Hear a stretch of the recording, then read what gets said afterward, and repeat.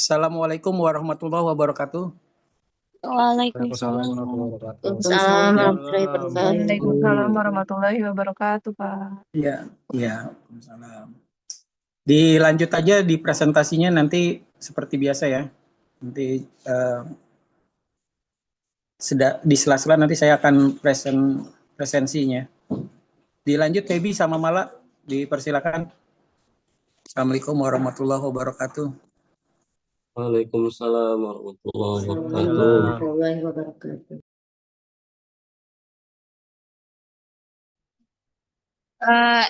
Izin untuk presentasi ya Pak, saya lanjut ya Pak.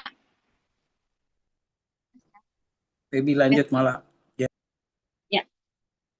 Izinkan saya jadi moderator dari kelompok 1. Assalamualaikum warahmatullahi wabarakatuh. Waalaikumsalam warahmatullahi warahmatullahi wabarakatuh. wabarakatuh.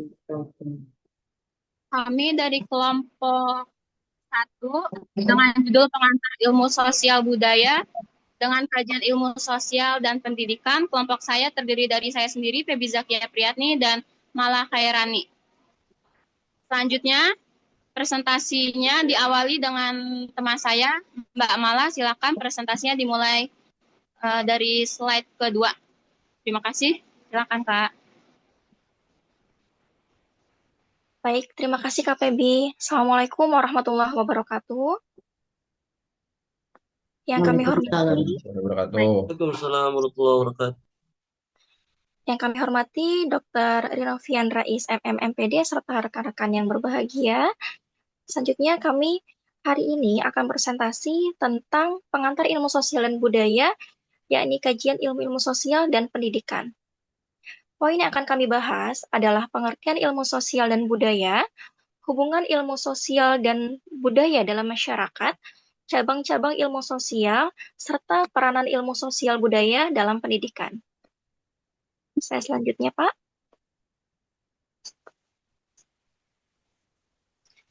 Baik, pengantar ilmu sosial.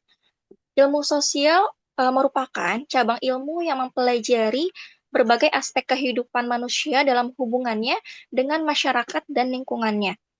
Tujuannya apa? Untuk memahami perilaku manusia sebagai makhluk sosial dan menemukan cara meningkatkan kualitas kehidupan bersama. Dengan kata lain, ilmu sosial itu menelaah hubungan antar manusia dan manusia lainnya, serta bagaimana hubungan itu membentuk struktur sosial, budaya, dan dinamika kehidupan bermasyarakat.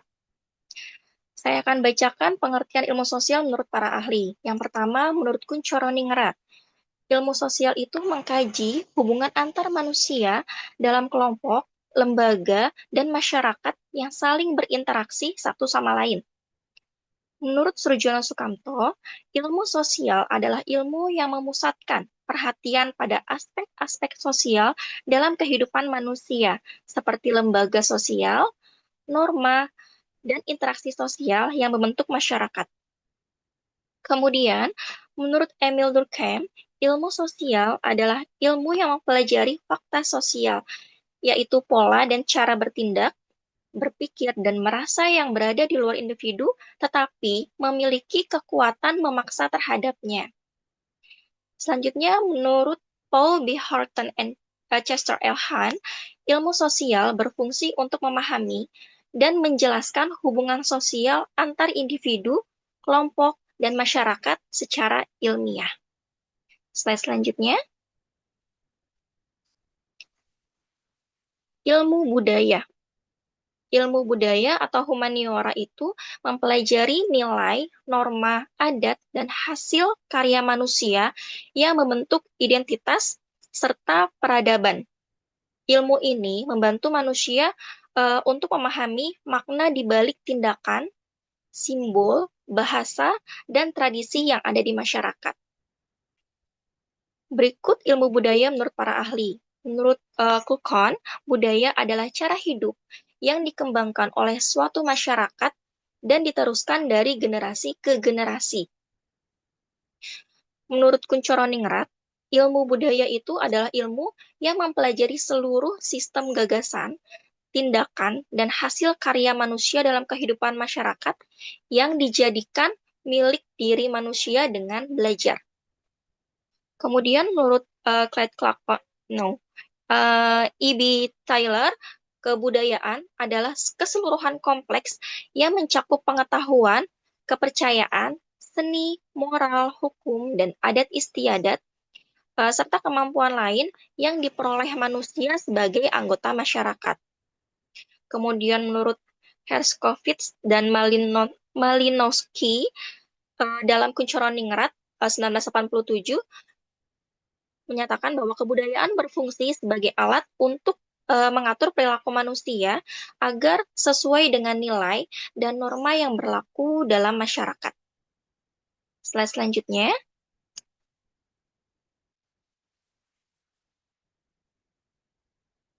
Hubungan ilmu sosial dan budaya. Sosial berkaitan dengan hubungan antar individu dan kelompok dalam kehidupan bermasyarakat.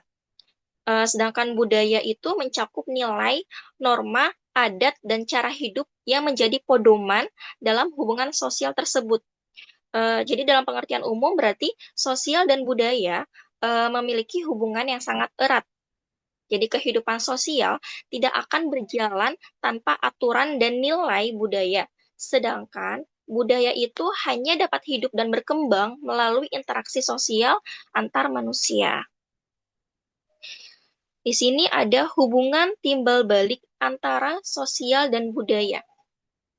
Poin pertama yaitu budaya membentuk perilaku sosial, di mana nilai dan norma budaya menentukan bagaimana seseorang dapat berinteraksi.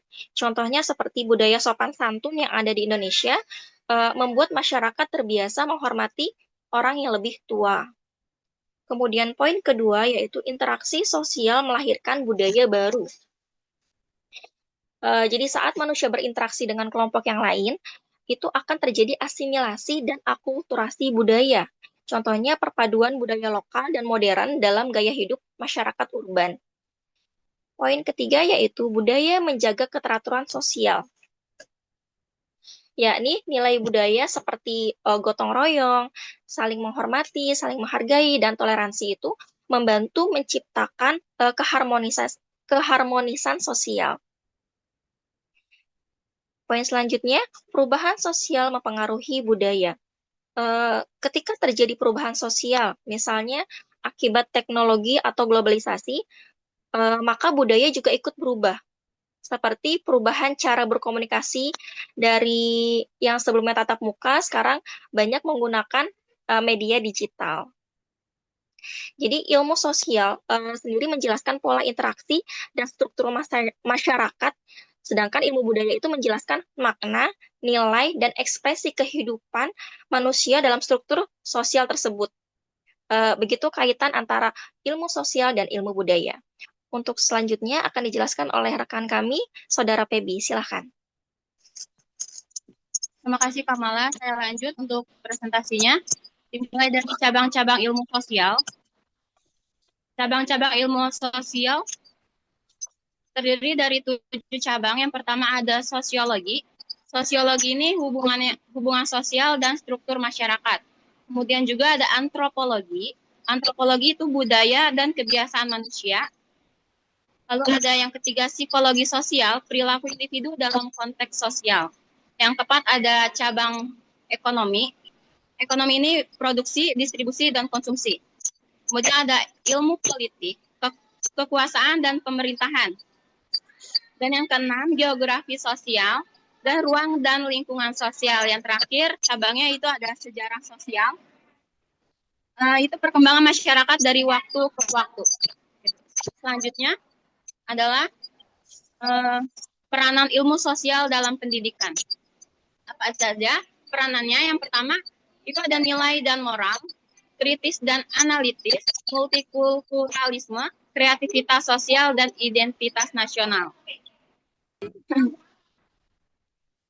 Selanjutnya juga ada contoh penerapan ilmu sosial. Contohnya itu yang pertama, ada melalui mata pelajaran IPS, pembentukan sikap sosial, pengembangan keterampilan sosial, integrasi budaya dalam kurikulum, pendidikan berbasis kearifan lokal, penanaman nilai multikultural. Kesimpulan dari kelompok adalah pengantar ilmu sosial dan budaya merupakan dasar penting untuk memahami manusia sebagai makhluk sosial dan budaya. Kajian ilmu sosial membantu kita memahami struktur dan dinamika masyarakat, sedangkan ilmu budaya keduanya sangat relevan. Sedangkan ilmu budaya mengajarkan nilai dan makna kehidupan, keduanya sangat relevan dalam pendidikan karena membentuk pribadi yang berilmu, berkarakter, dan berbudaya. Untuk presentasi dari kelompok kami, sekian. Kemudian saya buka sesi tanya-jawab. Bagi teman-teman yang ingin bertanya, silakan untuk raise hand. Untuk pertanyaannya dipersilakan.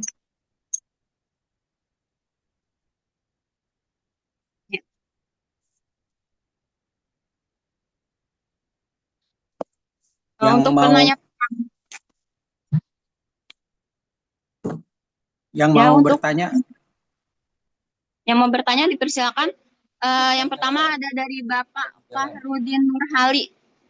Untuk Bapak Fahrudin Nurhali, silakan untuk pertanyaannya silakan untuk diajukan. Untuk pertanyaannya kita buka 2 sesi. Satu sesi pertanyaannya ada 3 dan sesi kedua ada 3 penanya. Untuk sesi pertama dan penanya pertama dimulai dari Bapak Fahrudin, dipersilakan.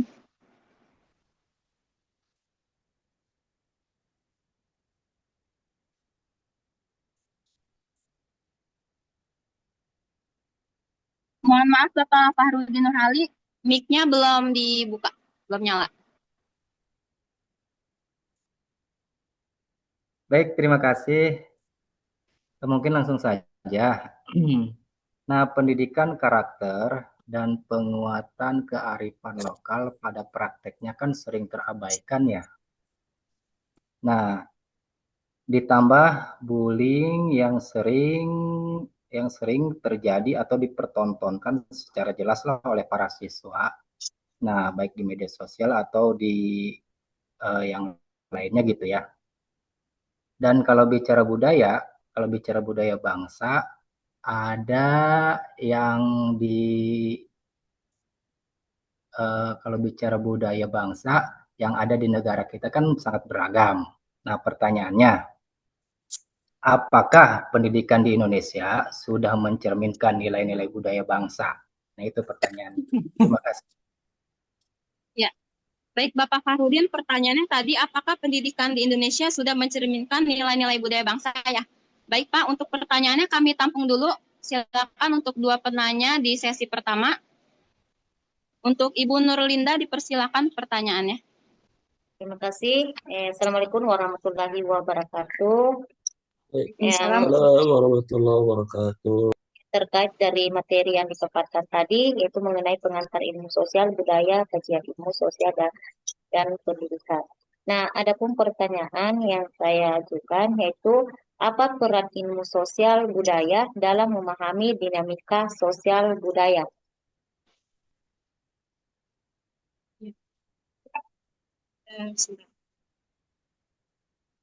Untuk Bu Nurlinda, mohon maaf, pertanyaannya boleh diulang sekali lagi. Apa peran ilmu sosial budaya dalam memahami dinamika sosial budaya?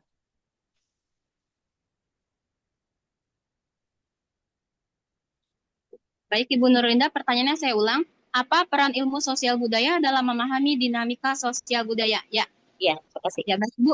Untuk pertanyaannya saya tampilkan ya Ibu ya. Untuk satu penanya di sesi pertama, silakan. Untuk Ibu.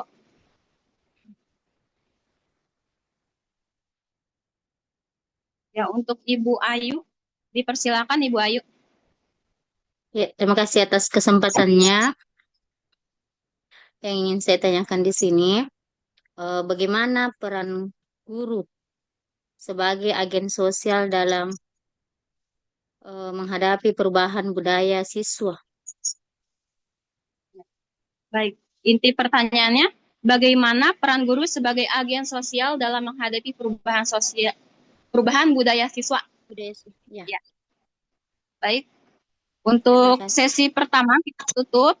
Izinkan kelompok untuk berdiskusi dan menjawab pertanyaannya. Terima kasih.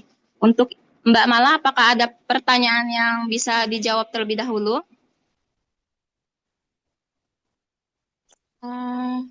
Baik, saya akan coba menjawab pertanyaan dari Ibu Ayu tadi ya, yang peran guru sebagai agen sosial ya. Ya, betul. Penanya terakhir di sesi pertama, Ibu Ayu. Bagaimana peran guru sebagai agen sosial dalam menghadapi perubahan budaya siswa? Baik, jadi guru sebagai pendidik juga di sini juga berperan sebagai agen sosial, di mana guru ini menjembatani antara nilai budaya tradisional serta perubahan budaya modern di kalangan siswa. Jadi dalam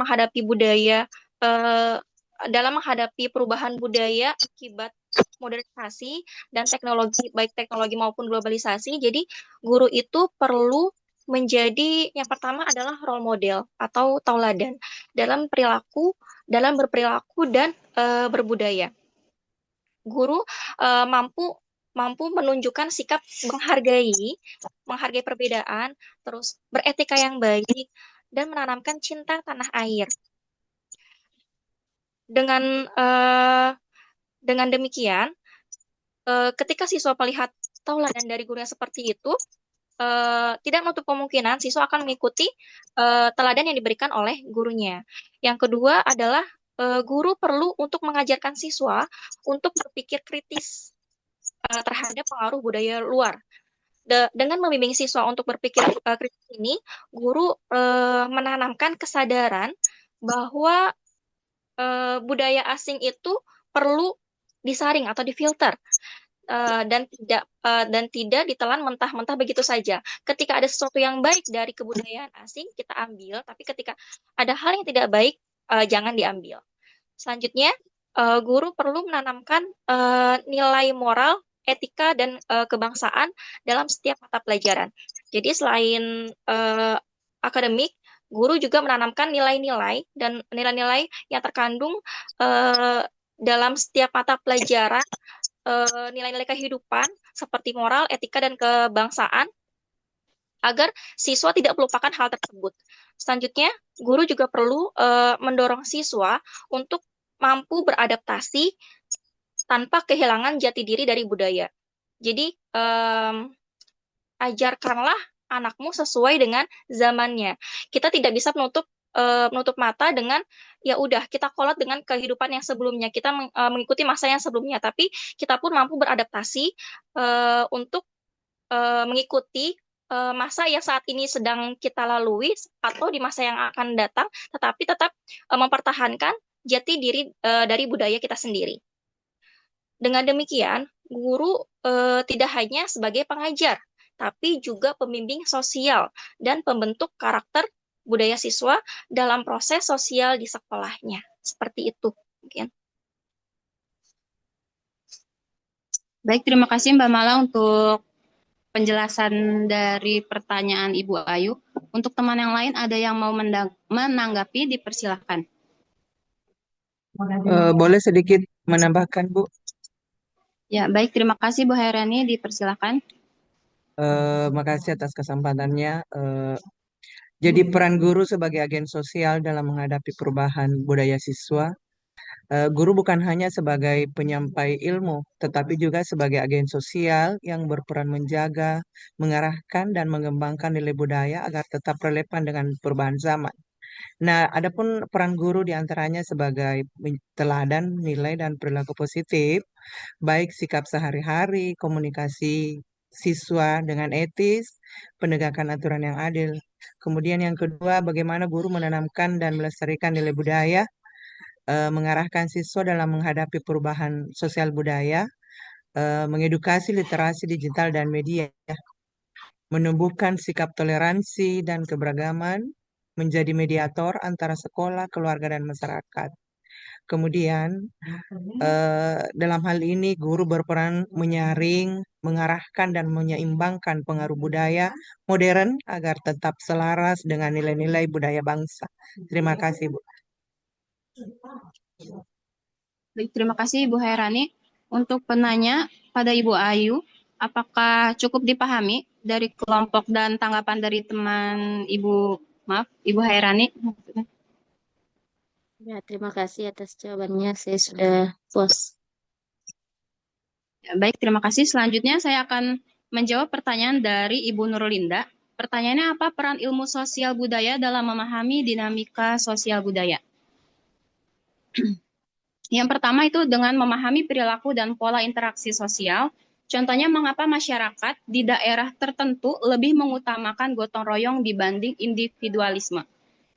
Yang kedua, menjelaskan proses perubahan sosial dan budaya. Contohnya itu dampak teknologi digital terhadap cara berkomunikasi antar generasi.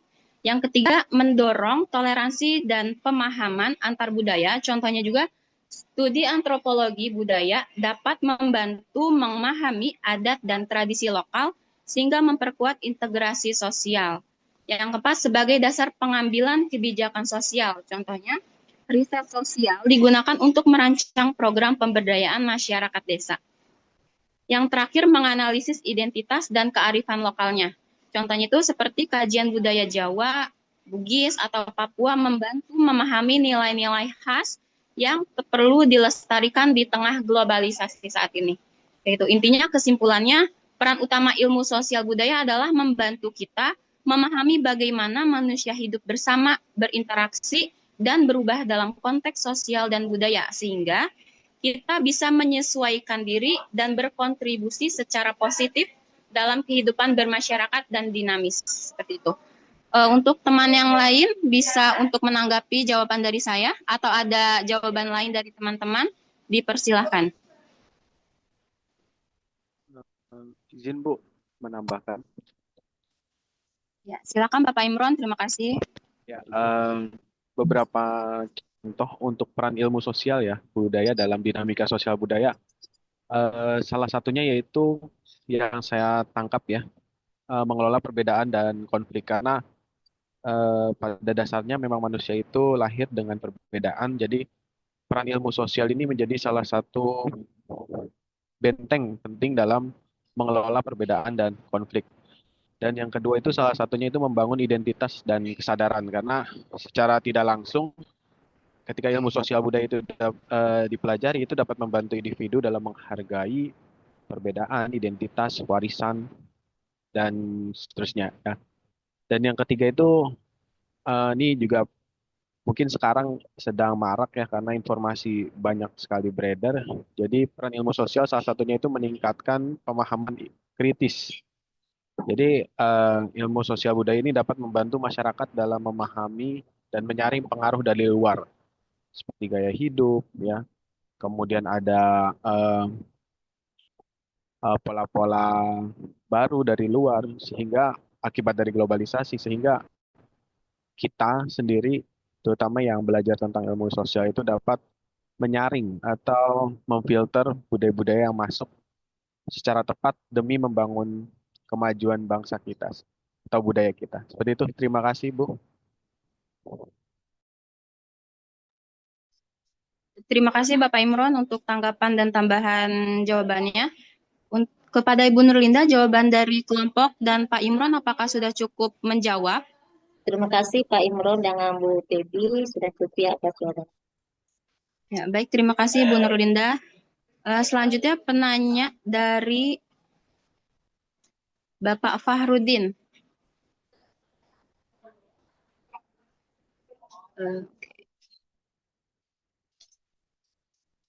Pertanyaan dari Bapak Fahrudin, apakah pendidikan di Indonesia sudah mencerminkan nilai-nilai budaya bangsa? Menurut kelompok, secara idealnya pendidikan di Indonesia sudah berupaya mencerminkan nilai-nilai budaya,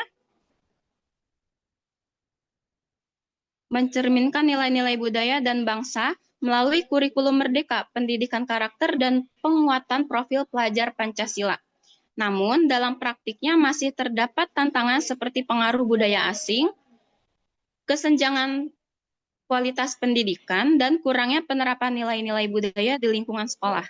Artinya, pendidikan Indonesia sudah mengarah ke sana, tetapi masih perlu penguatan dalam implementasi, terutama dalam menanamkan nilai-nilai gotong royong, toleransi, serta cinta tanah air secara nyata dalam kegiatan belajar. Sekian penjelasan dari saya. Untuk teman yang lain, tanggapan dan tambahannya dipersilakan.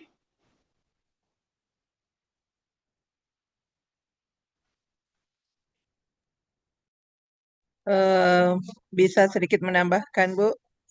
Bu Pebi bisa sedikit menambahkan? Boleh dipersilakan. Mohon maaf, saya belum Eh, lihat yang bicara.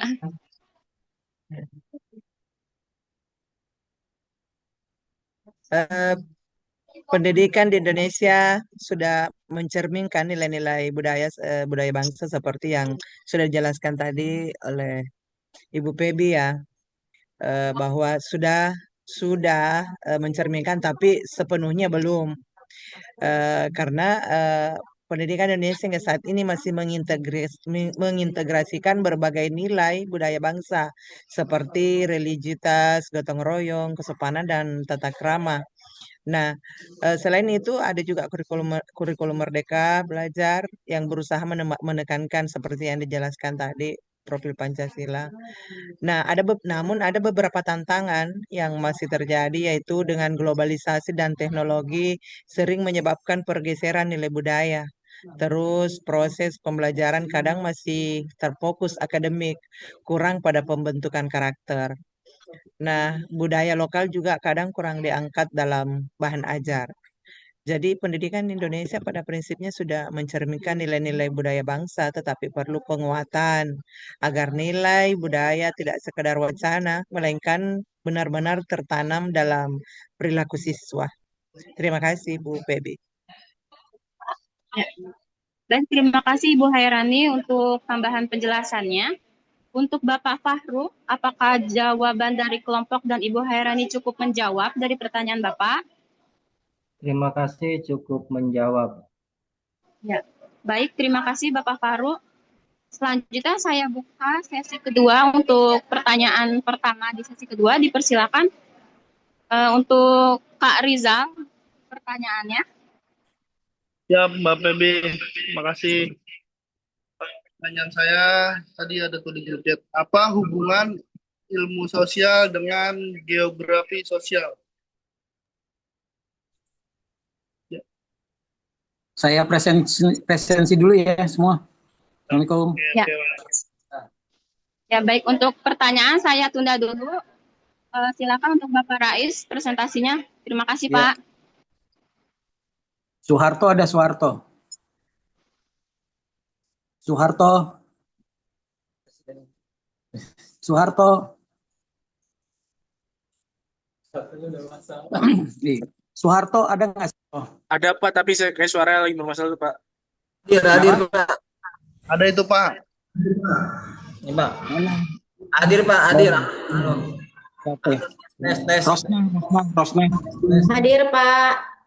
Ya, oke. Resna Melawati. Resna Melawati hadir, Pak. Oke. Banu Pradipta. Hadir, Pak. Ya. Pebi Zakia Priyatni. Pebi. Hadir, Pak. Pebi hadir. Ya, siap. Saya, Pak. Sudah. Imron. Hadir, Pak. Ya, oke. Indah Noviani deh. Indah. Ibu. Hadir, Pak. Ada. Oh, ini. Kamu lagi ngajar juga? Lagi di mana? Saya lagi ada ini, Pak, rapat, Pak, TKA, Pak. Ya. Nurlinda. Hadir, Pak. Ya. Ayu Andira. Ayu. Hadir, Pak. Ya. Hairani. Hadir, Pak. Ya. Lukman Sugiarto. Lukman. Hadir, Pak. Hadir. Ya, oke. Ya. Suesti Ningsih. Suesti. Saya, Nggak Pak. Hadir. Iya. Kamu kemana? Tinggal 3 kali dipanggilin. Lagi ke dapur. Iya. Hati-hati kamu di dapur main HP tuh, ntar meledak lagi tuh. Ridwan Guci. Hadir, Pak, hadir. Ya. Talut Abdul Halim Hafid. Hadir, Pak. Hadir, Pak. Hadir. Oke, ya. Malah Hairani. Hadir, Pak. Ya. Zul Ulia. Zul. Hadir, Pak. Ya, oke. Hadir, Pak. Ya, sudah. Muhammad Akil. Hadir Pak, Muhammad Dafil. Lagi hujan Pak, mohon maaf. Ya, saya nggak nanya hujan, yang penting kamu hadir.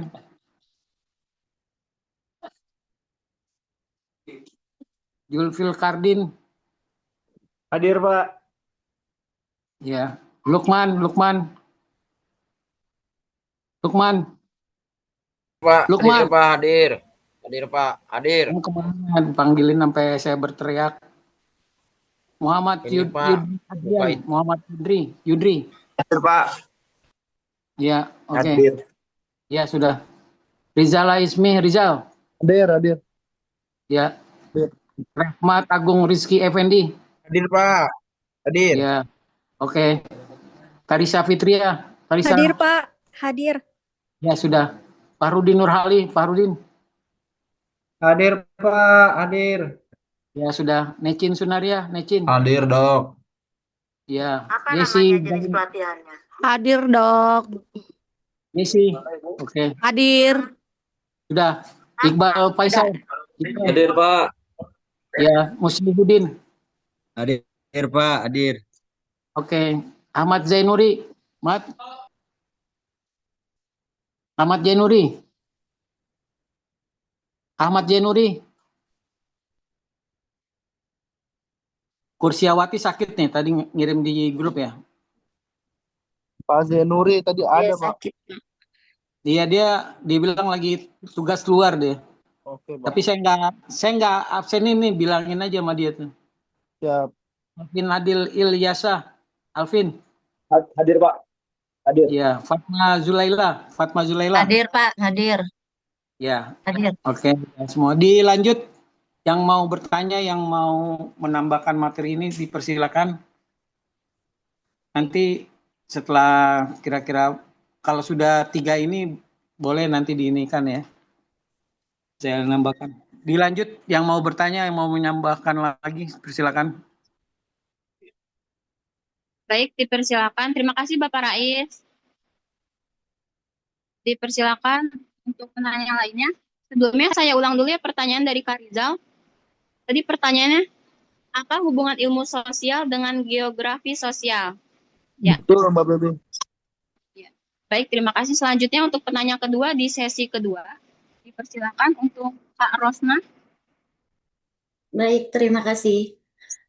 Saya izin bertanya bagaimana media sosial mempengaruhi perilaku dan nilai budaya generasi muda. Itu aja. Bagaimana media sosial mempengaruhi perilaku dan nilai budaya generasi muda? Betul. Baik, terima kasih Kak Rosna. Satu lagi penanya untuk Kak Suhesti Ningsi, dipersilahkan pertanyaannya. Aku mau bertanya, bagaimana pendidikan karakter dapat memperkuat nilai-nilai sosial dan budaya bangsa?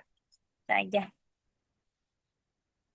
Saya ulangi ya, bagaimana pendidikan karakter dapat memperkuat nilai-nilai sosial dan budaya bangsa? Ya, Ya. benar. Ya, baik, terima kasih. Untuk sesi tanya jawab di sesi kedua ini saya tutup. Perkenankan untuk kelompok berdiskusi terlebih dahulu. Atau sudah ada yang bisa dijawab pada Kamala, dipersilahkan.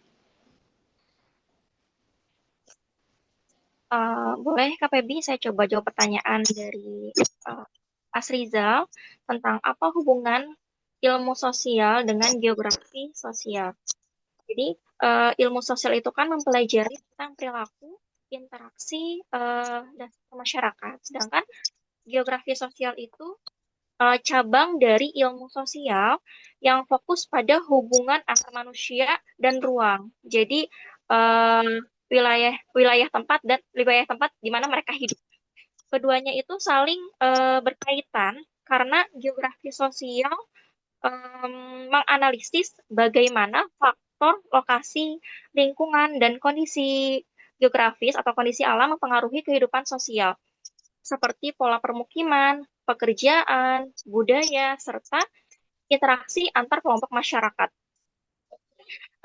Contohnya, masyarakat di pesisir pantai cenderung lebih terbuka terus dinamis dan memiliki aktivitas ekonomi dan memiliki mobilitas yang tinggi. Karena apa? Karena memiliki aktivitas ekonomi perdagangan pada laut, bergantung pada laut dan perdagangan. Jadi dan sebaliknya untuk masyarakat di pedalaman biasanya memiliki nilai budaya yang lebih konservatif dan menekankan solidaritas kelompok. Dengan kata lain, ilmu sosial ini memberi dasar teoritis tentang manusia dan masyarakatnya. Sedangkan geografi sosialnya menerapkan konteks dari ruang dan wilayahnya. Dan dengan memahami hubungan ini, ilmu sosial menjadi lebih kontekstual dan relevan dalam menganalisis kehidupan manusia secara menyeluruh. Seperti itu, Pak Rizal.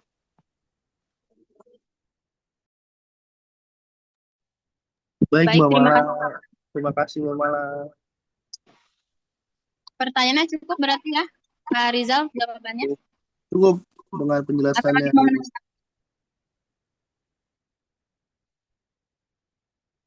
Ya, baik, cukup. Terima kasih untuk Kak Rizal pertanyaannya dan Kamala jawabannya. Selanjutnya, pertanyaan lain saya izin menjawab pertanyaan dari Kak Rosna. Bagaimana media sosial mempengaruhi perilaku dan nilai budaya generasi muda? Menurut kelompok, media sosial memiliki pengaruh besar terhadap pembentukan perilaku dan nilai budaya generasi muda. Di satu sisi, media sosial memberikan akses cepat terhadap informasi, kreativitas, dan wawasan global.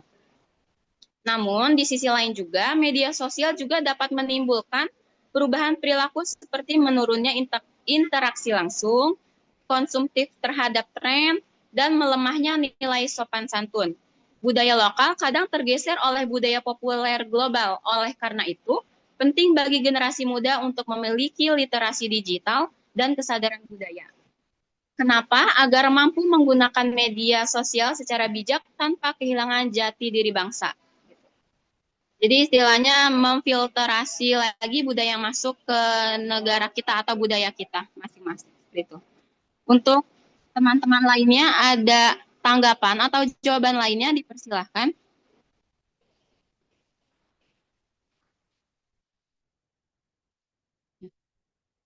Atau dari Kak Rosna cukup jawaban dari kelompok? Cukup dipahami? Boleh nambahin, Febi, boleh? Ya, baik, terima kasih. Silakan. Ya, terima kasih. Untuk Bapak Assalamualaikum. atau dipersilakan. Ya. Ya, Assalamualaikum warahmatullahi wabarakatuh ya. Waalaikumsalam warahmatullahi wabarakatuh. Media sosial ini merupakan suatu alat yang paling cepat dalam menyebarkan informasi, gitu ya, dan juga dapat membentuk opini publik dan serta mempengaruhi budaya sosial. Ya. Contoh, ketika pilpres, karena dengan baca WA informasi kita dapat dari media itu antara kita, teman kita itu bisa jadi slack gitu, bisa terjadi gesekan, ya. Karena apa? Karena dari akibat membaca informasi yang mungkin kita belum tahu kebenarannya, tapi kita langsung percaya, gitu ya. Sehingga pada waktu pilpres itu kan banyak tuh, ya, yang yang dukung calon si A, calon si B, yang tadinya akur malah jadi berantem gitu, yang tadinya akur malah jadi timbul perpecahan gitu, konflik. Padahal hanya mendukung pilihan presiden masing-masing. Ini disebabkan karena informasi yang kita dapat dari media tidak kita sharing dulu.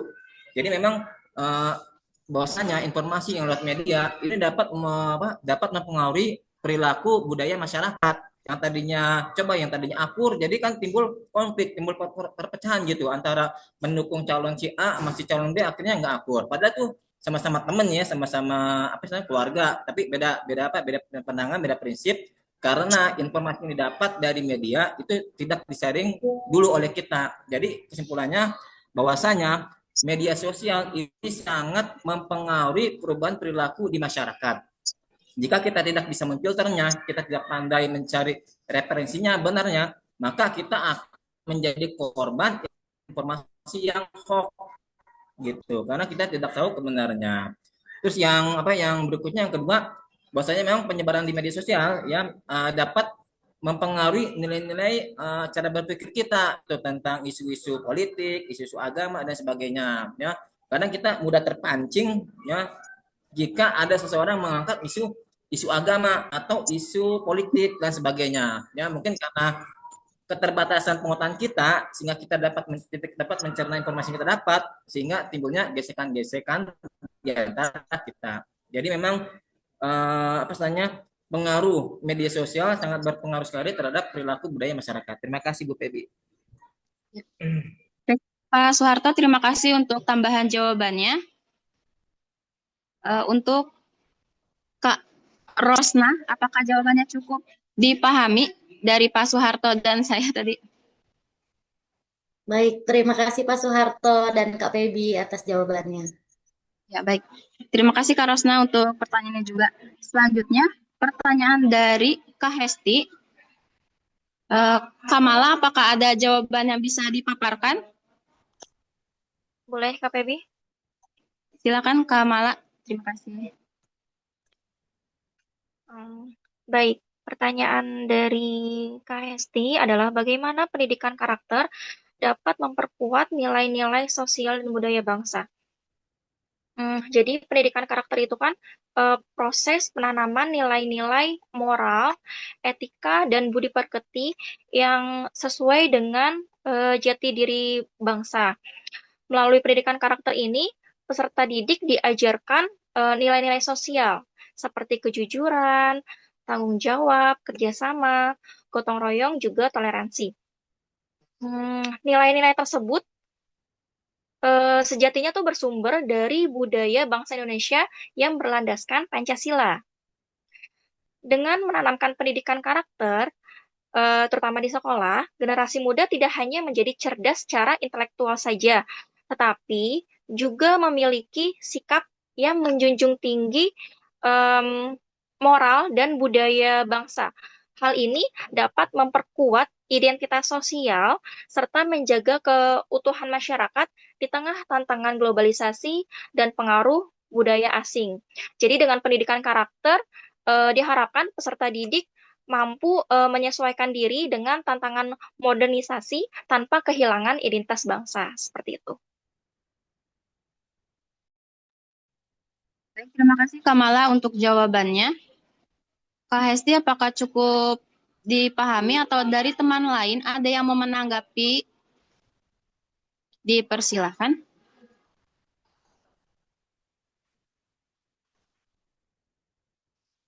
Selain menanggapi atau ada jawaban tambahan dari teman-teman lain, pendapat lainnya, dipersilahkan juga.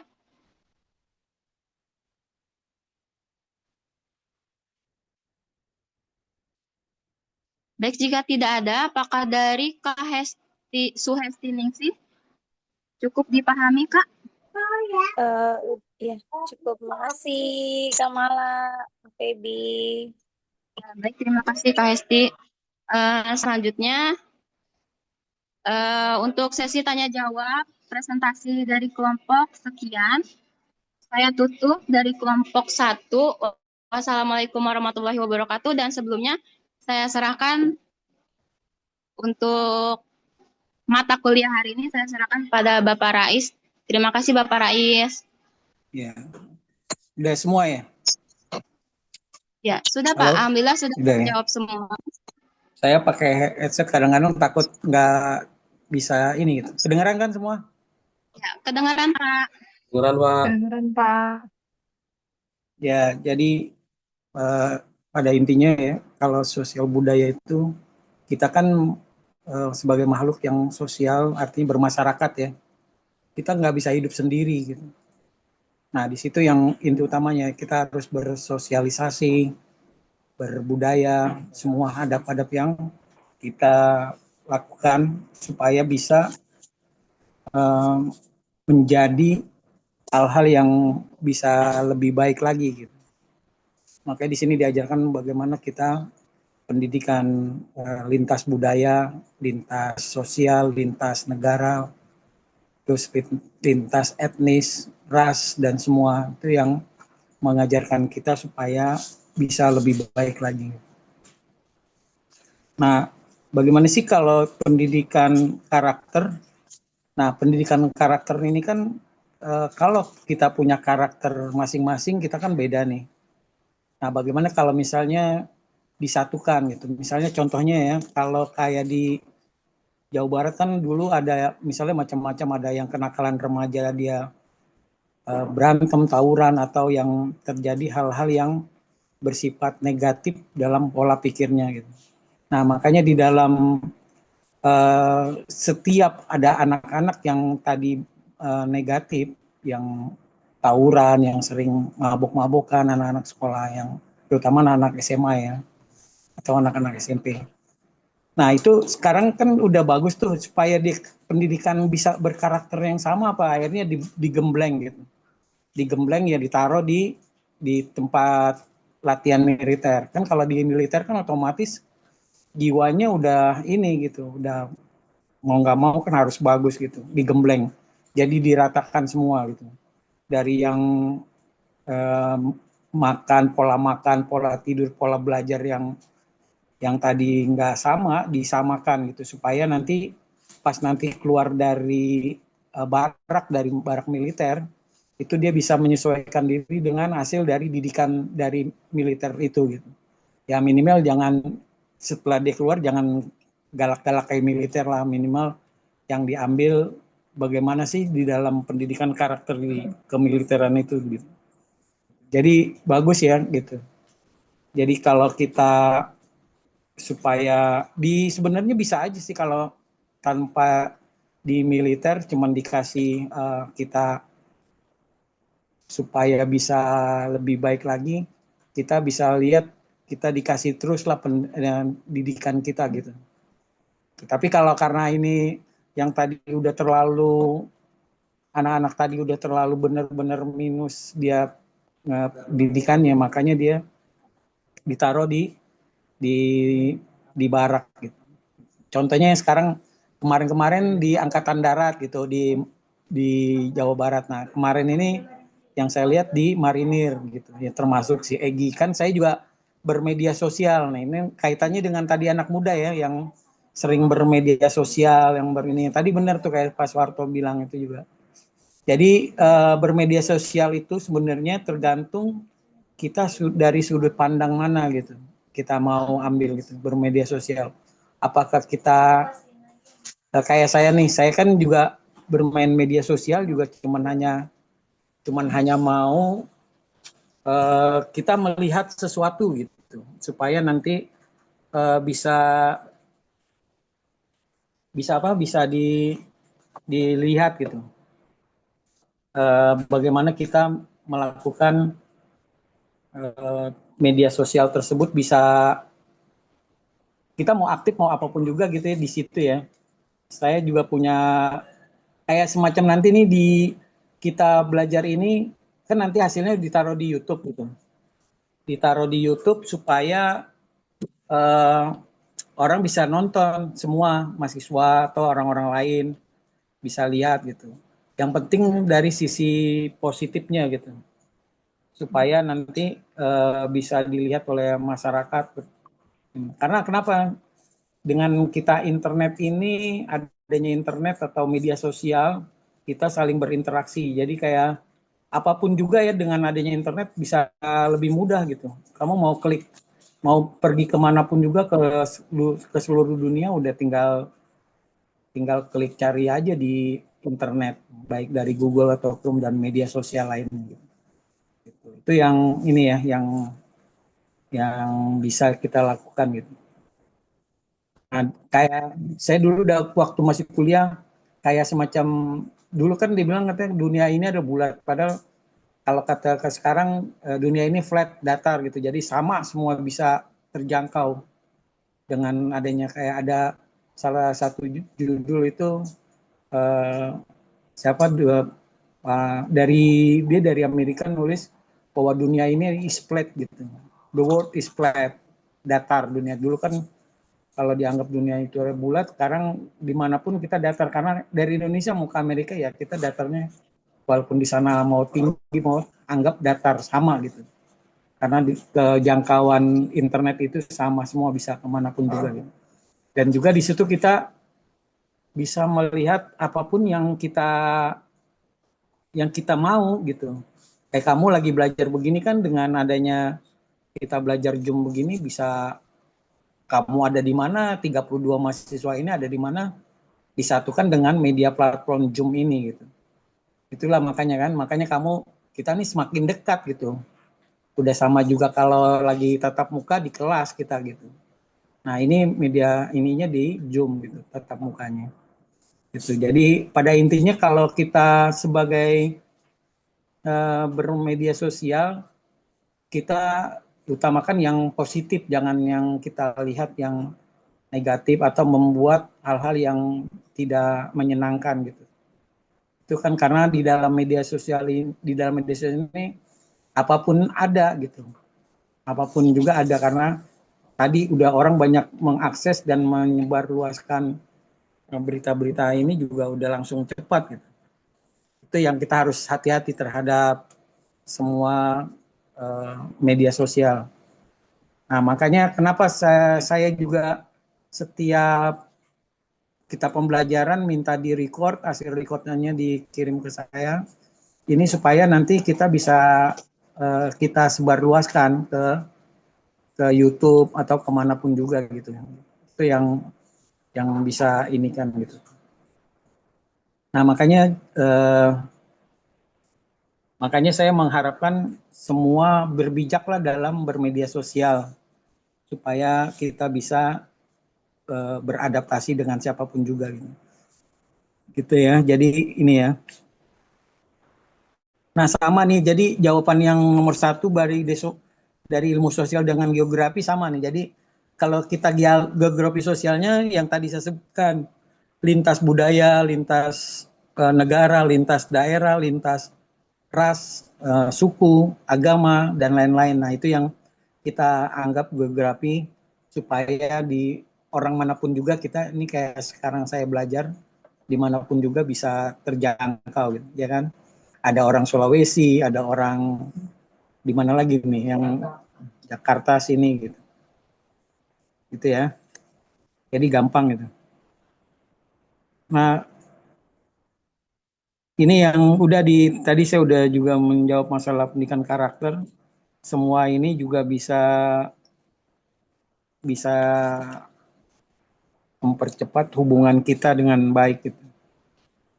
Gitu ya. Jadi untuk sementara mungkin ada yang mau bertanya, dipersilakan.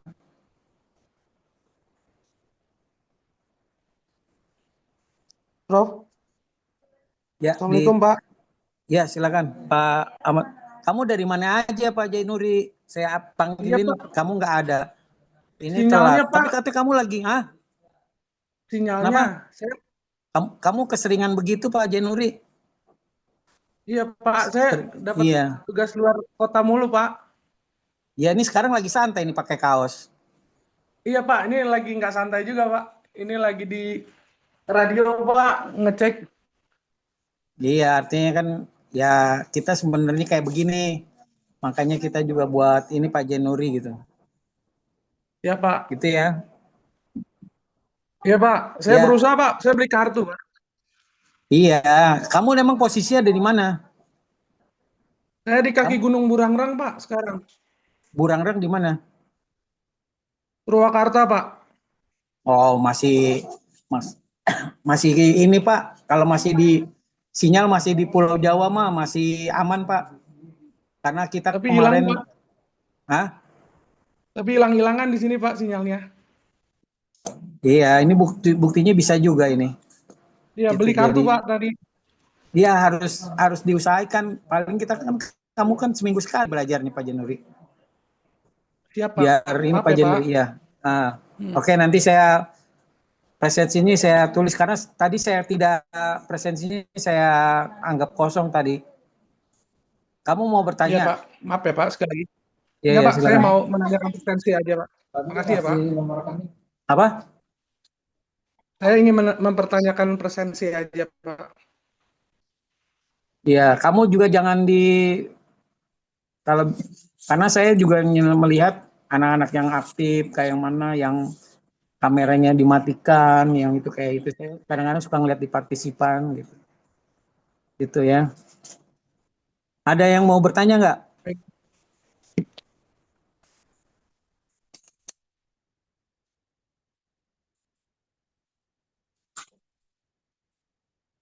Yang lain ada yang mau bertanya? Kelompok lain? Halo? Halo? Halo? Pak, saya izin bertanya, Pak. Siapa? Desna. Saya Resna Melawati. Ya, Saya silakan. mau tanya, Ya. Pak, untuk UTS, mata kuliah yang keluarnya berarti dari yang ke-1 sampai ke-7 ya, Pak ya? Iya. Oh iya. Pokoknya pada intinya mata pelajarannya ya teori proses, sosial budaya gitu.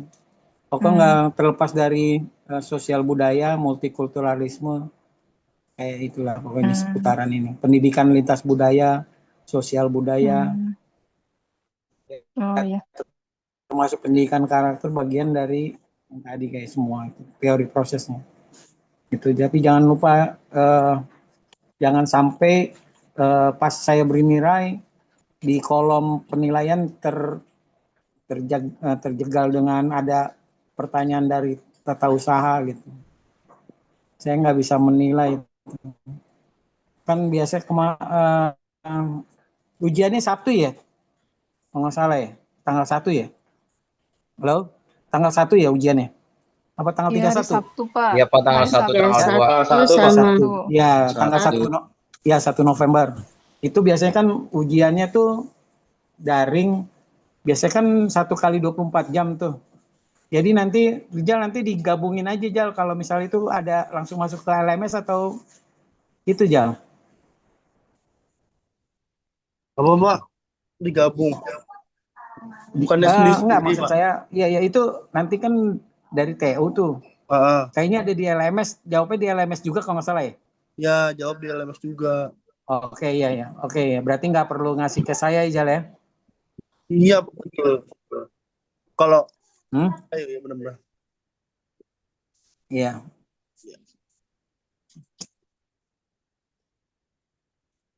Ada yang mau bertanya lagi, Jal? Ada Pak, saya Pak. Siapa? Terima kasih Suwarto. ya, Pak. Iya. Ini Pak. Silakan ya. Pak Suwarto. Terima kasih Pak. Kita kan tahu Pak ya, budaya bullying itu kan hampir terjadi di setiap jenjang pendidikan. Baik itu SD, SMP, SMA, bahkan sampai perguruan tinggi Pak. Belum lama ini kan ada 2 kasus Pak ya, yang terjadi di perguruan tinggi. Yang pertama yang mahasiswa kedokteran yang meninggal ya dikira bunuh diri, padahal ternyata di sana ada tekanan sehingga dia melakukan bunuh diri. Yang kedua tuh mahasiswa kedokteran juga di Bali tuh Pak, yang bernama almarhum Timothy, ya kan dia dikenal baik oleh temannya, keluarganya, kok tiba-tiba bunuh diri gitu kan. Ada indikasi dia ditekan oleh teman-temannya. Nah, jadi Pak, kita kan tahu bahwasanya kan perguruan tinggi adalah kumpulan orang-orang terpelajar ya. Dan berarti kata nalarnya oke, pikirannya kan positif. Kenapa kok bisa terjadi gitu bullying? Dan antara mahasiswa, saya rasakan tidak ada kompetensi gitu Pak ya. Bahkan mereka sudah dewasa, mungkin sudah bisa sama-sama membangun kepercayaan untuk lulus bersama gitu. Kenapa kok di perguruan tinggi saja yang notabene mereka mempunyai nalar yang kritis, yang ilmiah, bisa terjadi bullying gitu. Seharusnya kan mereka sudah bisa berpikir bahwasanya ini salah yang dilakukan oleh mereka, sehingga mengakibatkan temannya tuh meninggal dunia. Jadi mohon penjelasannya Pak. Terima kasih. Terima kasih Pak Suwarto. Ya, jadi emang bullying ini dari semua tingkatan ya. Ada yang dari TK, kadang-kadang juga kayak gitu ya. Jadi dari TK, dari SD, SMP, SMA, bahkan dari sekolah kedinasan juga ya Pak Suwarto. Sekolah kedinasan juga sama. Biasa senior Pak Suwarto nih. Kalau yang kayak yang pendidikan kesehatan ini kan senior, dia yang udah merasa senior, dia suka ngebullying yang orang baru atau orang yang belum pengalaman gitu. Kadang-kadang disuruh, itulah yang membuat junior juga merasa sering itu, jadi udah di mana-mana gitu, baik di Akmil sendiri juga ada Pak gitu, di tingkatan manapun juga gitu.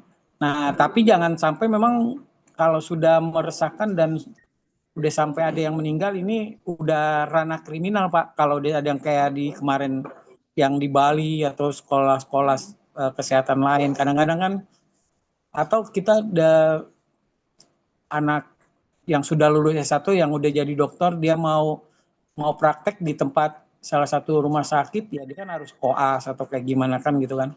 Itu biasanya senior-seniornya Pak yang suka ngerjakan gitu. Mungkin merasa gimana gitu, merasa biasa kan turun-temurun gitu Pak. Nah makanya saya mengharapkan kalau memang terjadi tindak kriminal ya itu harus diputus rantaikan gitu, jangan sampai berlanjut terus. Jangan nanti supaya, kan biasa kan kalau udah begini nanti jadi ada dendam terus Pak. Jadi kalau Bapak sebagai senior tiba-tiba Bapak naik, ada Bapak junior ini Bapak gini kan, nanti junior naik, junior ini akan melakukan ke bawahannya lagi. Itu yang biasa terjadi. Makanya diputus supaya tidak terjadi hal-hal yang negatif itu. Maka tapi kalau sampai terjadi pas di dalam itu ada meninggal, itu udah ranahnya udah lain, langsung dibawa ke pihak kepolisian Pak. Jadi itu udah nggak ini lagi gitu. Dan yang mahasiswa yang melakukan tersebut bisa dikeluarkan gitu, nggak ikut lagi. Atau kalau misalnya dia sudah melakukan, sudah punya sarjana atau punya ijazah kedokteran gitu atau apapun juga, itu dia akan rugi sendiri Pak gitu nanti, betul nggak Pak? Rugi kan, nanti udah punya dokter untuk sebenarnya praktek, tapi karena dia punya tindakan kayak kriminal, jadi berarti kan dia nanti udah nggak bagus lagi di masyarakat gitu Pak. Jadi saya harapkan ya semua, bukan di masalah di pendidikannya, di pendidikan umum yang Bapak ngajar atau yang Bapak ini juga sama gitu. Nah contoh lagi nih, misalnya ada kayak Bapak kan misalnya guru, Bapak guru tiba-tiba di luar sekolahan Bapak udah ngajar sampai jam 12 misalnya. Nanti pas Bapak di luar jam itu anak murid Bapak tawuran, berantem. Terus Bapak kan bilang, wah itu bukan di jam kerja, bukan di sekolah, bukan di jam sekolah gitu ya kan. Nah itu kan suka banyak kan begitu tuh, yang saya lihat kemarin saya share, wah itu udah di luar jam kita sekolah Pak. Jadi kita nggak tahu sebenarnya di sini juga kita harus mengetahui juga gitu. Baik dari dalam sekolah, kalau perlu ada komunitasnya, ada semacam WA misalnya, sampai rumah bisa dikabarin kepada pihak sekolah bahwa ini udah sampai di rumah, nggak terjadi hal gitu. Biasa kan anak murid kan juga nggak mau terlalu dideteksi begitu gitu. Itu makanya yang penting kita sebagai anak didik bisa menjaga semua Pak gitu. Gitu Pak Suwarto. Jadi kalau misalnya ada yang emang kalau bullying ini nggak menyangkut dia dari SD atau dari TK aja, kalau ada yang nggak suka kadang-kadang main pukul atau pokoknya dari bagaimana tindakan yang perilakunya masing-masing tersebut Pak. Gitu Pak. Jadi ya sebagai Bapak Ibu guru bisa memotivasi anak didiknya supaya lebih baik lagi gitu.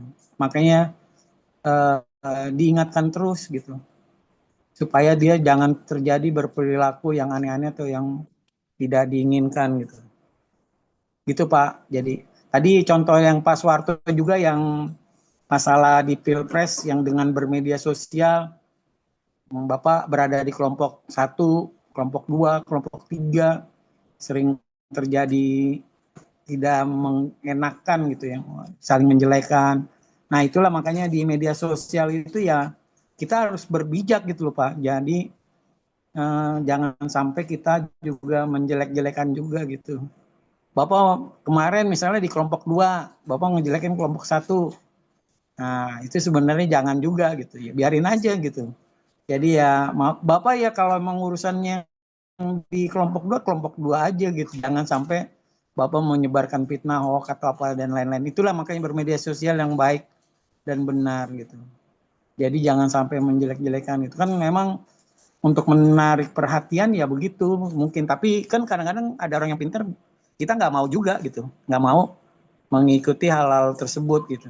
Kita yang tadi Bapak bilang di filter, kalau ada orang yang mau menyebarkan berita, oh yang ini kelompok ini jelek gitu, kelompok ini jelek gitu ya, kita bisa memilih sendiri nanti di dalam Bapak terserah nanti pas pada saat untuk dalam pemilihan Bapak kan bisa tahu, oh ini gitu, berarti ada di dalam hati nurani masing-masing gitu Pak, gitu. Jadi jangan sampai ya menjelekkan, apalagi sampai berantem, sampai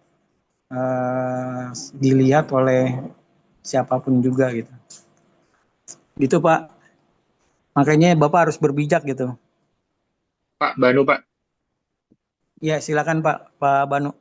Ya, Pak, Ya, saya silakan tertarik Pak Banu. dengan statement Pak Soeharto tadi, Pak. Mungkin Pak Soeharto kita bisa diskusi ya Pak Harto ya. Pak Harto kalau soal apa namanya hoax pas pemilu dan sebagainya, ini kita sangkut pautkan dengan budaya ya Pak.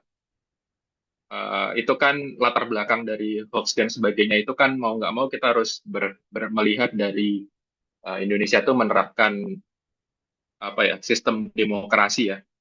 Kalau sekarang mungkin namanya demokrasi Pancasila namanya, tapi sejatinya kiblatnya itu demokrasi Barat ya, demokrasi pemilu dan sebagainya itu kan demokrasi yang terbuka kan.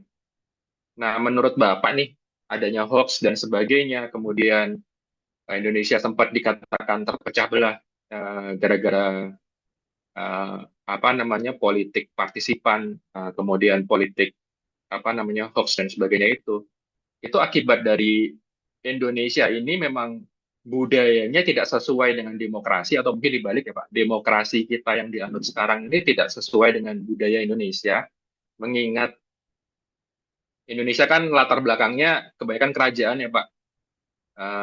Dari Jawa, Sumatera, Kalimantan, Sulawesi itu kebanyakan kerajaan dari zaman dulu. Kemudian pada zaman kemerdekaan pun demokrasinya juga nggak terlalu demokrasi gitu, nggak seperti terbuka sekarang.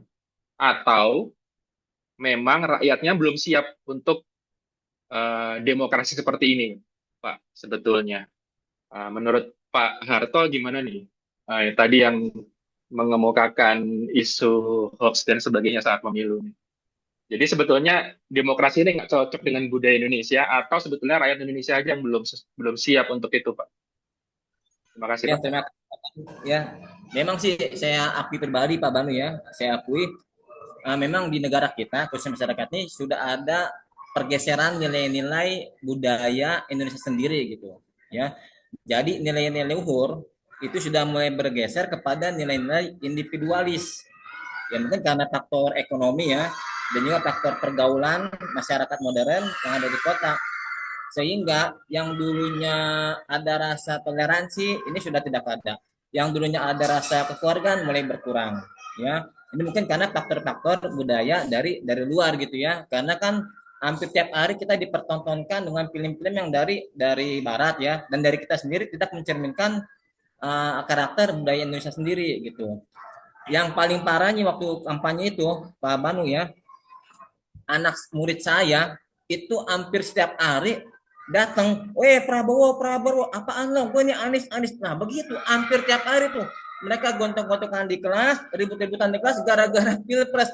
Nah kan saya bingung, nih anak tahu dari mana pilpres masalah Pak Prabowo dan Pak Anies ya, kan gitu. Waktu jadi capres itu, saya tanya, itu dia.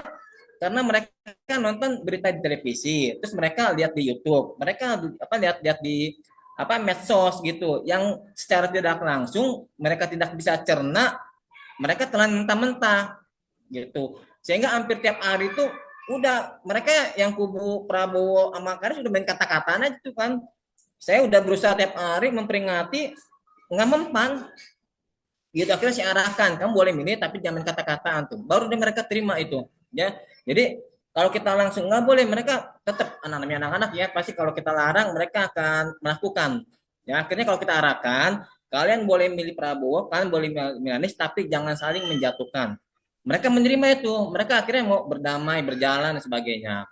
Nah, kenapa demikian bagi masyarakat kita ya? Dari zamannya pemilu sebelum Prabowo ya, 3 calon itu kan kita akhirnya gontok-gontokan tuh antara tetangga, musuh-musuhan ya, gara-gara beda pilihan di capres gitu. Memang sih yang Pak Banu betul, yang Pak Banu katakan betul. Kita nih belum siap untuk menerima informasi-informasi yang bersifat maju gitu kan. Terus yang kedua, kita belum siap menerima perbedaan yang didasari oleh data ilmiah dan sebagainya. Jadi kita masih berdasarkan keputusan kita itu masih berdasarkan feeling, perasaan gitu. Oh, orang baik saya pilih ini kan seperti itu. Jadi kalau misalkan pilihan kita dicemooh orang atau direndahkan, kita marah. Marahnya kenapa?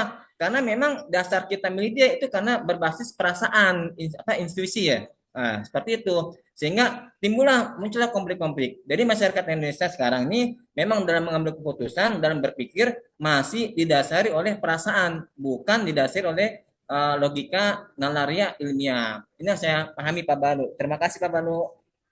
Teman-teman silakan untuk menanggapi.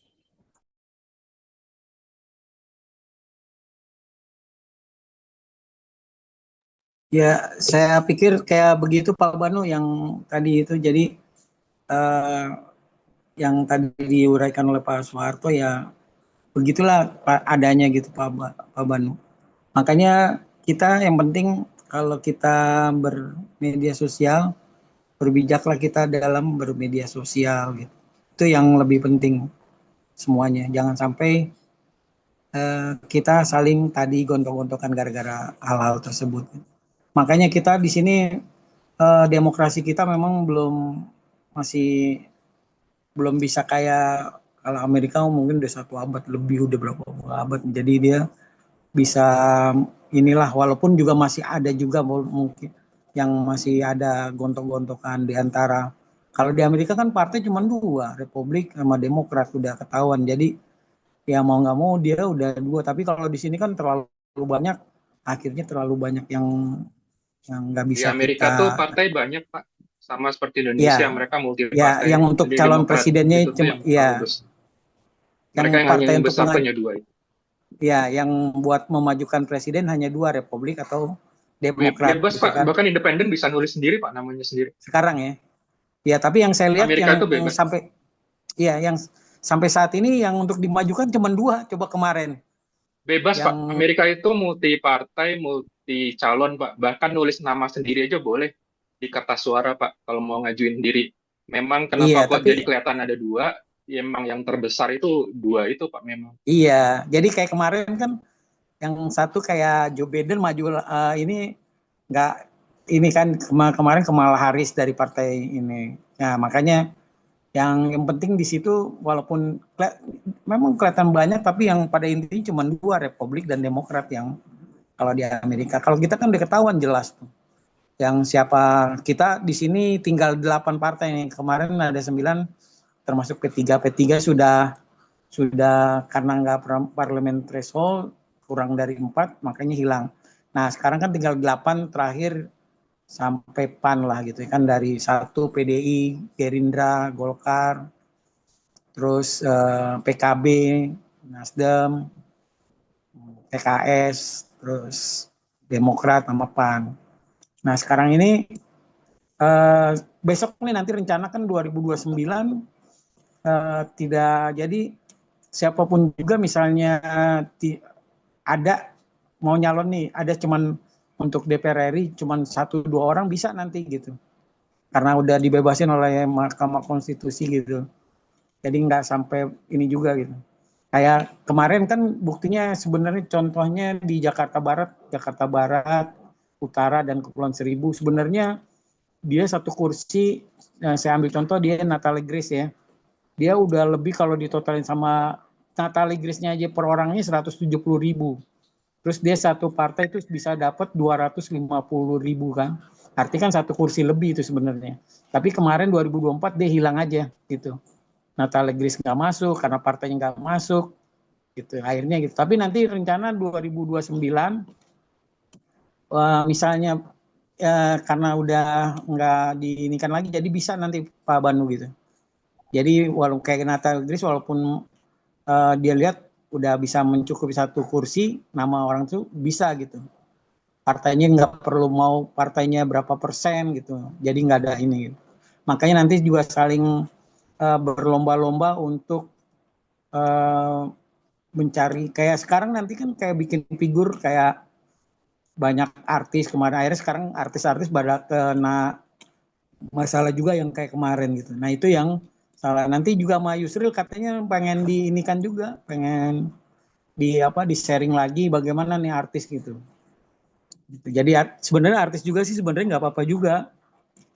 Kayak Eko, kayak Uya itu kan dia pada sarjana S1 semua, ya kan. Uya tamatan UI S1-nya. Eko dari Institut ISIP atau kalau dulu Sekolah Tinggi Publisistik gitu ya kan. Artinya kan mereka orang-orang yang tahu juga ininya gitu. Gitu. Nah, tapi ada juga yang paket C juga bisa untuk nyalon anggota DPR, yang penting lulusannya SMA gitu, SMA sederajat. Kayak Mandra dulu nyalon dari paket C, ya kan? Itu jadi bisa gitu. Yang penting ada ijazahnya yang jelas gitu walaupun ini gitu. Itu kemarin Mandra dari paket C Jakarta Timur kalah, akhirnya jadi ini juga gitu. Walaupun jadi artis tidak, walaupun dia mendulang suara tapi tidak melulu untuk mendapatkan ini gitu. Buktinya sekarang juga banyak juga artis yang gagal, tapi banyak juga yang berhasil kayak gitu. Itulah yang ini yang bisa diitukan. Itu Pak Banu. Jadi yang penting kita pada intinya bijak lah gitu dalam bermedia sosial, semua yang kita dapat informasikan apapun juga. Gitu Pak. Ada yang lain Pak Banu? Izin Pak, saya ingin bertanya Pak. Ya, silakan. Seru sekali Pak, saya mendengar berkali-kali kita mendengar kata bijak gitu Pak. Saya menggarisi kata bijak dan bullying gitu Pak.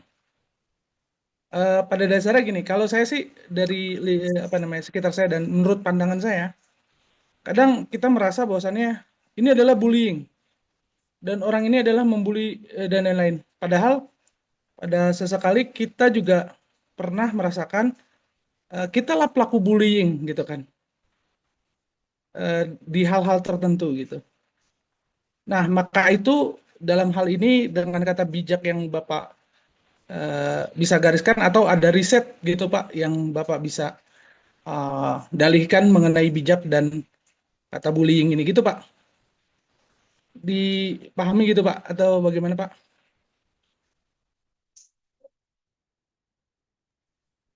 Yang penting bagaimanapun juga kayak Pak Januri kan, kalau misalnya saya ambil contoh Pak Januri punya media sosial apa Pak Januri? Apa namanya Pak? Banyak Pak. YouTube. Banyak. Ada. YouTube, terus apa lagi?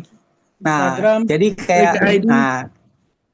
Nah, jadi kalau kayak Pak Januri banyak bermedia sosial kan, Pak Januri kan nggak mungkin macam-macam berbuat. Kalau Pak Januri komen aja di media sosial masalah apapun juga yang negatif, pasti ada juga nanti yang nyautin juga gitu Pak. Makanya saya bilang berbijaklah dalam bermedia sosial. Kalau mau lihat aja gitu. Kalau mau kayak saya ini lihat di YouTube, saya cuma nanya ngeliat begini gitu. Saya mah jarang komen juga, ngapain komen juga, mendingan kita lihat. Yang penting kalau memang ini seperlunya aja kalau memang mau komen gitu. Dan juga komennya juga harus dipikirkan dulu, diulang, dicerna dulu, kira-kira apa yang mau diketik, mau ditulis, supaya nanti tidak terjadi pro kontra terhadap yang mau diucapkan atau dituliskan. Itu makanya saya berbijak gitu. Jangan sampai nanti Bapak kena ini juga gitu. Kena diinikan oleh masyarakat pada intinya gitu. Iya. Jadi kalau Bapak punya media sosial, ya gitu Pak. Jadi jangan sampai Pak Januri bisa ini gitu, membuat hal-hal yang merugikan diri sendiri Pak, makanya berbijak gitu. Ya, gimana Pak Januri? bukan hanya bersosial media sih Pak, tapi bukan hanya medianya saya, tapi bersosial gitu, bersosial di lingkup kita sendiri. Dalam hal ini saya udah beberapa kali bicara dengan kawan-kawan ya untuk berdiskusi. Contohnya kayak gini Pak, lu merasa nggak sih kalau lu bisa menggarisbawahi itu adalah bullying dan orang ini ngebullying. Sementara dalam sisi lu pernah pasti dengan verbal lu, dengan ucapan lu ngebully orang yang itu menganggap lu biasa aja atau ini adalah kata bijak dan lain-lain. Padahal orang tersebut yang menerimanya itu adalah salah satu tanggapan bullying gitu Pak. Nah menurut saya begitu Pak. Apakah ada pandangan mengenai itu Pak? Ya makanya tadi yang saya bilang kalau kita mau yang tadi Pak Jenuri bilang gitu. Makanya saya kan semua pada intinya kan kalau di dalam berbuat baiklah gitu sesama bersosial ya kan, bersosial dan bermasyarakat gitu. Makanya jangan sampai Pak Jenuri juga ini gitu yang tadi saya bilang juga sama sebenarnya, nggak bisa seenaknya juga gitu membullying orang, menjelekkan orang kayak gitu. Itu Pak. Jadi jangan sampai gitu Pak. Ya pada intinya itu jangan sampai merugikan Pak gitu. Bapak mau nggak dirugiin orang Pak? Kan nggak mau kan? Kayak gitu. Nah kayak gitu Pak. Jadi Bapak juga Bapak sebagai mungkin guru atau pendidik, punya anak, punya keluarga gitu. Itu yang harus dijaga Pak. Gitu. Bapak kan sama juga ngejaga gitu. Jangan sampai dilepas kontrol gitu. Nah itu yang ini Pak. Semua hal-hal ini. Kalau Bapak ngelepas kontrol yang bisa ini nanti akan meledak, orang akan bisa Bapak ngucapannya salah tadi dibilang wah ini kamu ngeledek atau kamu ngebullying ya gitu. Nanti kan jadi makanya harus hati-hati, makanya harus berbijak yang saya bilang. Jangan sampai ya terlempar kata-kata yang kurang enak didengar oleh siapapun juga, baik Bapak cuman hanya berdua menyakiti teman Bapak, saudara Bapak kayak begitu gitu.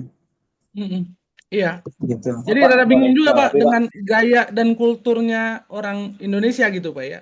Kadang kan hal-hal itu dianggap lumrah gitu kan, hal-hal kayak gitu dianggap biasa lah ini mana lain. Padahal ya menurut saya sih, saya baru mengenal kata bully itu sekitar 10 tahun ini gitu Pak. Dan kesananya dan itu hal yang apa ya? Iya. Ya, jadi gitu Pak Jenuri. Bapak kan misalnya kita kalau ngelihat yang orang Medan misalnya kan kelihatannya memang kan bahasanya kasar gitu. Padahal kan memang udah logatnya dia misalnya kan. Tapi tiba-tiba di depan kita kayak ngomongnya kayak gitu kan. Wah soalnya kamu nyindir saya, kamu kan misalnya nggak ngerti, misalnya kita nggak ngerti kan. Makanya yang buat jadi misunderstanding dan yang bisa nggak ini gitu. Gitu Pak. Jadi hati-hatilah pokoknya jangan sampai ini. Bapak karena tadi disebutkan Bapak punya teman misalnya selain suku Bapak atau warga Bapak, jangan sampai menginikan gitu Pak. Gitu sih Pak, jangan sampai tadi gitu kena salah ucap, salah bicara, salah tingkah laku apa semua kan semuanya tertata dan terukur Pak. Gitu. Siap, makasih Pak. Ya. Ada lagi yang lain? Iya Pak, saya mau nanggepin juga Pak, boleh nggak Pak? Boleh silakan Pak Alvin. Iya Pak, ini kan sama, saya juga hampir setuju dengan Pak Ahmad Zainuri. Pak Zainuddin ya, Pak Zainuddin. Ya itu kan kita juga dengan sadar pernah ngebully juga gitu. Atau tidak hal ininya gitu. Apakah selalu dengan harus pelaku bullying yang harus diperbaiki? Apakah kepribadian setiap orang yang harus diperbaiki juga Pak? Apalagi zaman sekarang ya Pak. Kita bisa lihat di generasi yang anak muda sekarang itu kalau misalkan kita lihat di perusahaan-perusahaan ya Pak, itu kita tuh sebagai mungkin senior atau atasan yang mungkin kita negor dikit, itu mereka langsung merasa down mentalnya gitu. Ini saya dibully atau kena gini. Apakah kita lihat dari pelakunya juga, apakah kita yang mungkin merasa korban pun harus memperbaiki diri juga Pak? Gimana Pak? Gitu sih Pak. Ya Pak Alvin. Jadi semua sebenarnya harus satu kesatuan Pak Alvin. Yang ngebullying juga ini, yang kita sebagai ini kita juga berintrospeksi diri juga Pak gitu. ini apa maksudnya dia mau ngebully kita atau gimana gitu. Kan kita perlu introspeksi. Kita salah apa gitu kan, supaya tidak terjadi hal-hal yang begitu gitu.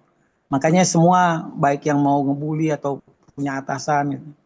Makanya tadi yang saya bilang berbijaklah semua, jangan sampai orang lain tersakiti atau gimana. Makanya di situ yang penting.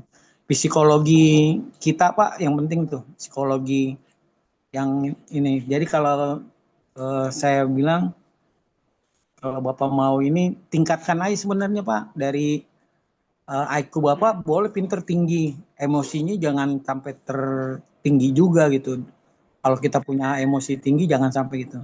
Begitu juga saya dulu juga nulis masalah spiritual quotient. Spiritual quotient kan masalah keagamaan, ya kan, masalah kamu berhubungan dengan yang di atas gitu dengan ini.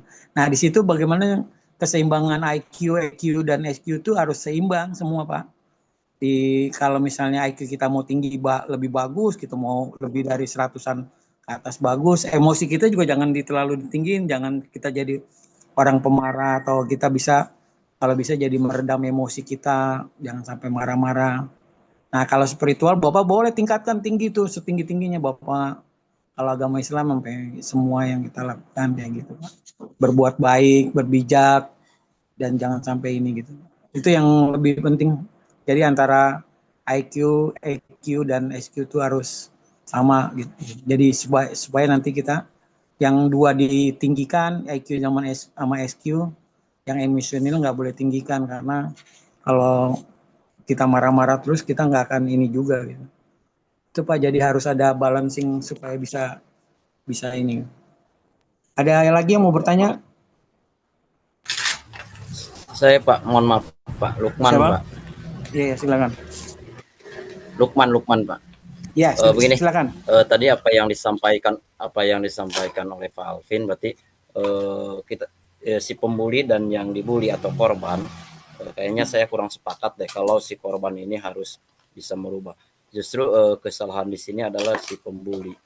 Karena biasanya orang yang suka membuli itu dia mempunyai kebanggaan ketika membuat menderita orang lain.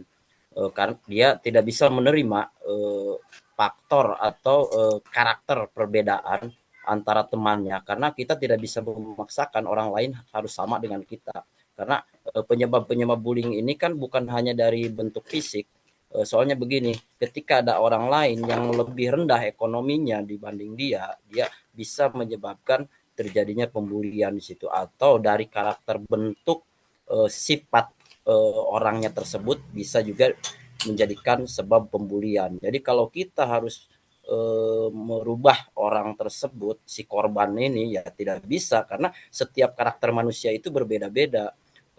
Justru yang harus diperbaiki itu ini si pembulinya ini, karena si pembuli ini adalah dia akan merasa puas ketika membuat orang lain itu ditertawakan oleh teman-temannya sendiri. Nah, jadi ada kepuasan tersendiri melihat orang lain menderita. Nah, justru di sini jadi kalau kita harus bisa merubah orang yang di ini ya tidak bisa, karena semua karakter manusia itu akan berbeda dan tingkatan ekonomi juga akan berbeda. Jadi tidak bisa orang lain akan menyamakan dengan apa yang mereka mau. Mungkin itu. Terima kasih. Maaf Pak, saya coba tanggapin Pak Lukman. Karena saya termasuk korban bullying ketika saya masih SD, SMP, gitu kan. Cuma terutama ekonomi saya juga termasuk tidak ada, gitu kan. Cuma tanggapan saya, kenapa saya bisa terhindar dengan bullying? Salah satunya saya mengupgrade diri. Pertama iman, ya pastinya iman. Balik lagi kayak tadi Pak Rais bilang, yaitu spiritual IQ-nya lebih ditingkatkan, gitu kan. Kedua itu bagaimana saya mengupgrade diri supaya saya apa yang dia tindakan ke saya itu juga nggak ada efek apapun ke saya gitu. Saya tetap mungkin dengan prestasi saya mungkin saya ditertawakan sama orang-orang, tapi orang-orang tahu prestasi saya tinggi gitu, sehingga mereka pun malu untuk menertawakan saya kayak gitu kan. Itu yang pernah saya ini. Kedua, saya pun tahu bahwa pelaku bullying itu nggak selalu ekonomi tinggi. Biasanya mereka itu pelaku bullying pun ekonomi rendah. Kenapa dia melakukan bullying? Supaya dia kuat, karena salah satunya ekonomi dia rendah, dia mungkin kemampuan berpikirnya rendah juga, sehingga apa yang dia bisa lakukan hanya melakukan kekerasan kayak gitu kan, melakukan kekuatan gitu. Dia unggulkan udah kekuatan. Jadi makanya saya berpikir bagaimana nggak hanya pelaku bullying yang harus kita ubah, salah satunya juga lingkungan kita, gimana harus menolak apa tindakan bullying itu gitu kan. Jadi nggak mendukung apapun itu bullying gitu. Ketiga, yaitu dari kita juga yang mungkin rasa korban, tadi kata Pak Rais juga bilang introspeksi diri juga gitu. Bagaimana, kenapa kita bisa dibullying, kenapa kita, apakah kita mau selalu merasa direndahkan kayak gitu kan. Itu kan sebagai motivasi juga kayak gitu. Jadi, menurut saya sih kayak gitu Pak yang saya maksud gitu. Ya oke ya, udah semua ya. Udah nggak enak udah lewat 2 menit 3 menit nih. Ya, ditutup aja.